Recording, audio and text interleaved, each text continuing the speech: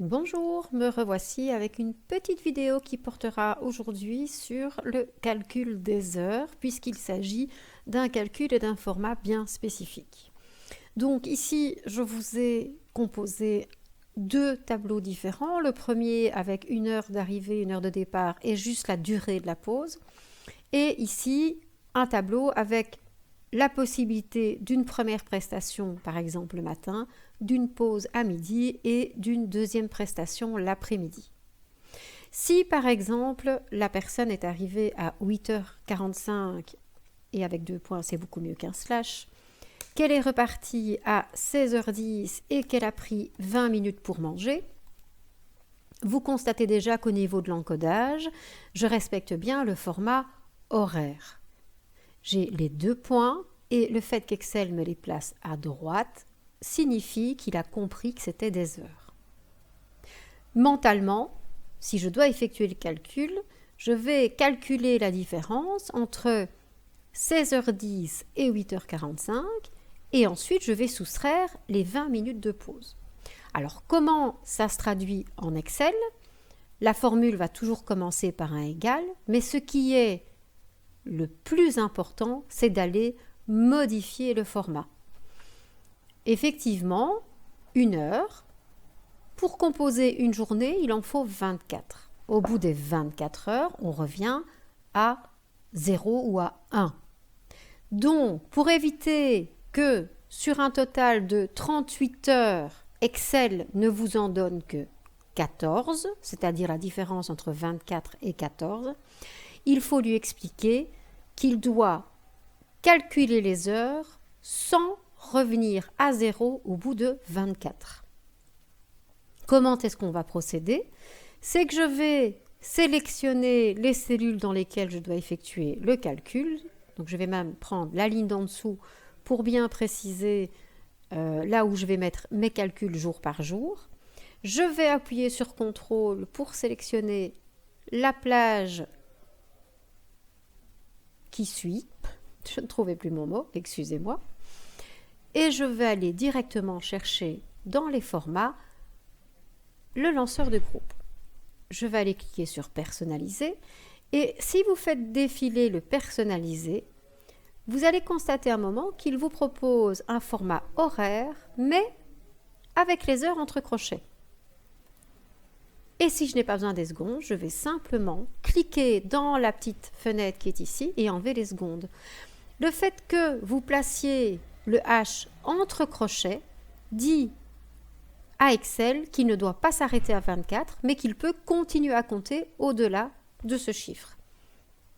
Une fois que vous avez appliqué le bon format, vous pouvez faire OK et maintenant, vous allez pouvoir faire des calculs avec les heures. Comment commence mon calcul? Je vais simplement commencer par un égal et je vais venir chercher le chiffre de fin de journée, qui est le chiffre le plus grand. Je vais ajouter un moins pour soustraire mon heure d'arrivée. Donc en fait, c'est ce que je vous disais tantôt, c'est la différence entre mon heure de départ et mon heure d'arrivée. Attention, je dois également déduire la durée prise durant mon temps de midi, durant ma pause. Donc pour la soustraire, à nouveau, je mets un moins et je viens sélectionner les 20 minutes qui sont ici, en fait la cellule B6. Et je valide.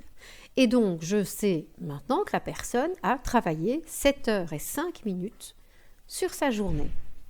Même si les cellules qui sont ici sont vides parce que la personne n'a pas encore presté ses journées, je peux directement incrémenter ma formule.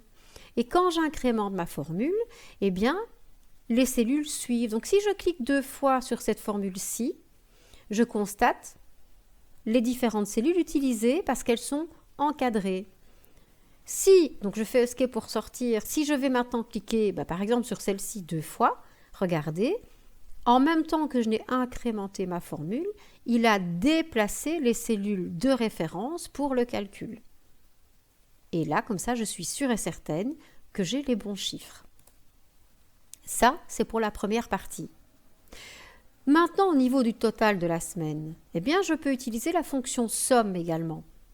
La fonction somme, c'est celle que nous avons utilisée tout à l'heure.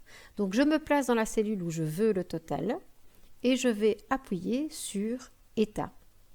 Et je clique. Ici, vous voyez qu'il me met égal somme, il me met les parenthèses, mais il me met juste mon curseur entre les parenthèses parce qu'il ne sait pas ce qu'il doit calculer. Il est trop loin des chiffres pour que lui puisse les capter. Donc, pendant que mon curseur est là et qu'il clignote, eh ben, ça tombe bien. Je vais aller sélectionner ici, donc vous voyez que j'ai ma petite croix blanche. Je vais cliquer et glisser pour me déplacer vers la droite. Et je peux maintenant faire Enter pour valider. De fait, on va dire que mardi, la personne n'a pas travaillé, que mercredi, elle est arrivée à 10h15, repartie à 15h20 et qu'elle a pris 1 heure de temps de pause. Voyez qu'il fait bien le calcul ici et qu'il continue la somme avec les chiffres de cette ligne-ci. Continuons maintenant avec le deuxième tableau. Ici, vous voyez que j'ai une partie des heures pour la matinée, une autre pour l'après-midi.